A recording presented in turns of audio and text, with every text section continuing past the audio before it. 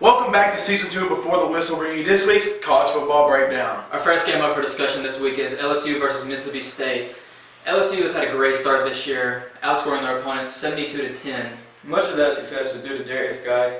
He has 42 carries for 224 yards and 4 touchdowns already this season. Yeah, that offense has looked good, but let's not forget the defense. They've only allowed about 400 yards of total offense, and Arden Key's been a big key for them this year. Yeah, LSU, they've had a good first 2 games, but you have to see who they played. They played BYU and Chattanooga. Chattanooga is a very good FCS team, but they're nowhere near the likes of SEC opponents they'll see later in the year. I do think that LSU is going to win this game just because, Mississippi State, they haven't really been that good ever since Dak Prescott left, and I personally like Darius Guice and Danny Etling in the backfield for LSU. Yeah, like you said, since Dak Prescott left, but I've been kind of impressed with Nick Fitzgerald. He's kind of started to step up. His first 2 games, he's recorded 400 yards and 5 touchdowns. It just, yes, there's some pretty weak opponents, but I've still been impressed with him, and I think there's still a lot of potential with Nick Fitzgerald. Yeah, and the quarterback on the other side, Danny Etling for LSU, he's not really improved that much, but he's more accurate this year. And really with LSU's defense and their running game, he really doesn't have to make as many throws as you would think. He just has to control a game. Mm-hmm. And then on the other side of the football, you look at Mississippi State. They had an alright defensive showing last week, but they let LA Tech score 21 points. Yeah. They did hold their first opponent to 0 points, but it was Charleston Southern. So, you really can't judge anything off that. Same way goes with LSU. They played 2 teams that most SEC teams would pretty much just destroy anyways. So, I think this is really going to be a good proving point for Mississippi State, also as well as LSU, because Mississippi State has a lot on their shoulders this year just because of how the adversity they've had to come through, losing players. They don't really have the best talent in the SEC, and I'd really like to see them play well, but I've still got LSU winning this by a lot. Yeah, I got to agree with that too. Just for one, Darius Guice and LSU's defense is too good, and Nick Fitzgerald and that Mississippi State team is just not ready to take the next step into being an elite team. I look at this game as a measuring stick for both of these teams. We don't really know how good either one of them are, but I look for LSU to really pull away probably early third, if not late second quarter. Yeah, unless Mississippi State can get some more of those third 99s like they did against LA Tech Yeah. last week. I don't think they're going to be winning this game. I think LSU's defense is going to be too much for Mississippi State.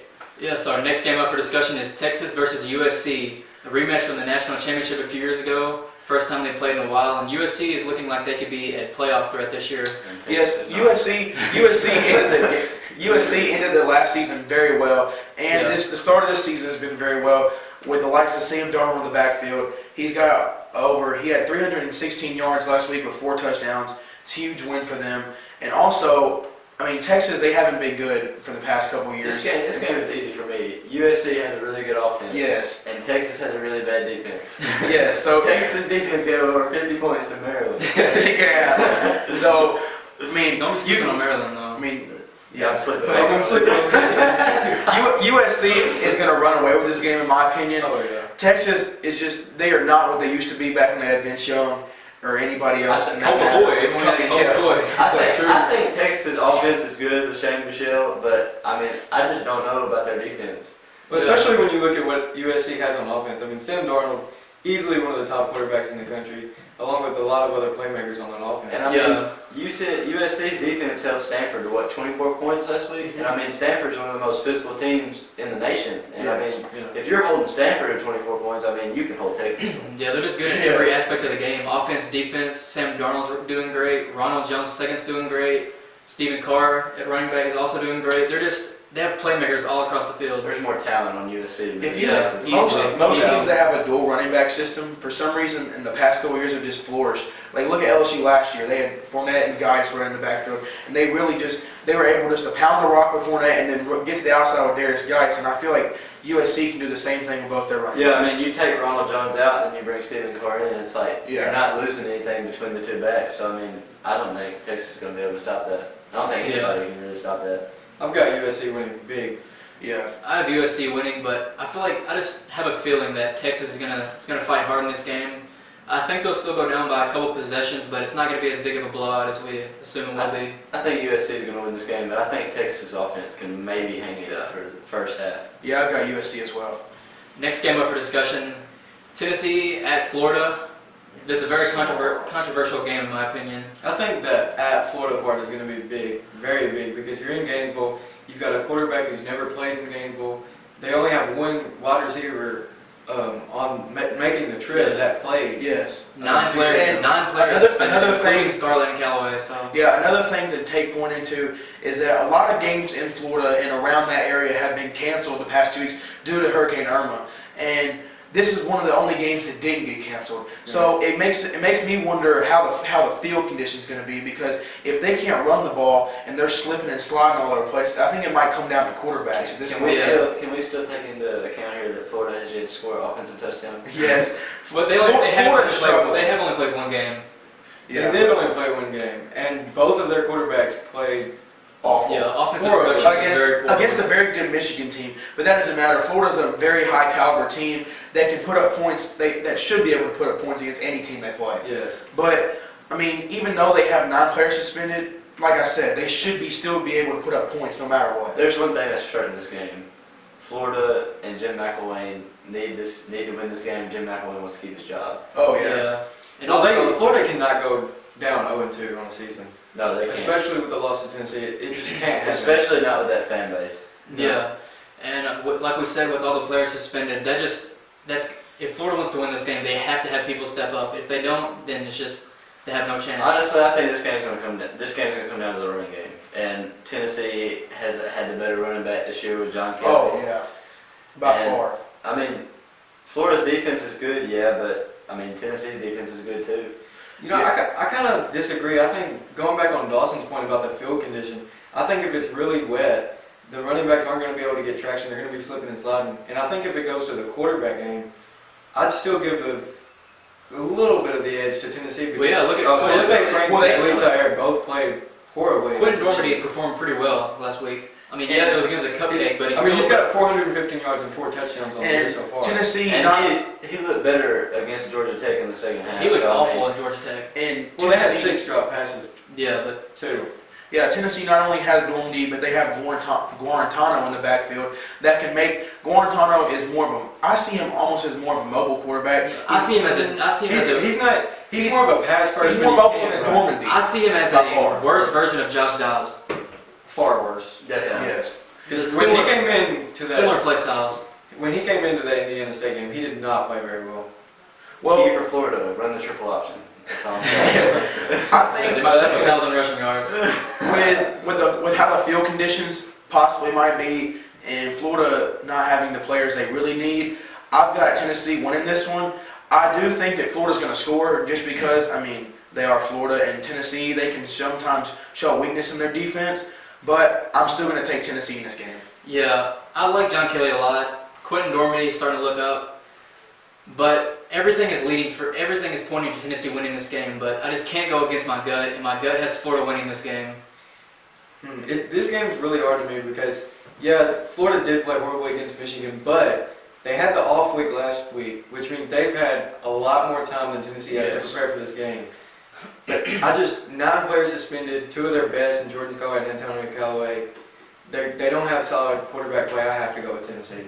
I think Florida comes out hot in this game. I think they score maybe on their first drive, second drive, because they've had a week to prepare. They're probably fired up. Definitely Felipe Franks with the way he played against Michigan. He's got to be fired up. But I think Tennessee's going to be able to sustain it throughout the whole game. I think Tennessee will come back and eventually win this game. Yeah. And now it's time for the before the whistle game of the week: Clemson versus Louisville. What do you guys think about that game? Well, I think the first key to this game is Clemson's quarterback, Kelly Bryant. He played well against Auburn. I'm going to give him that. I didn't really like his first showing against Kent State. I don't think that he performed as well as people thought he would.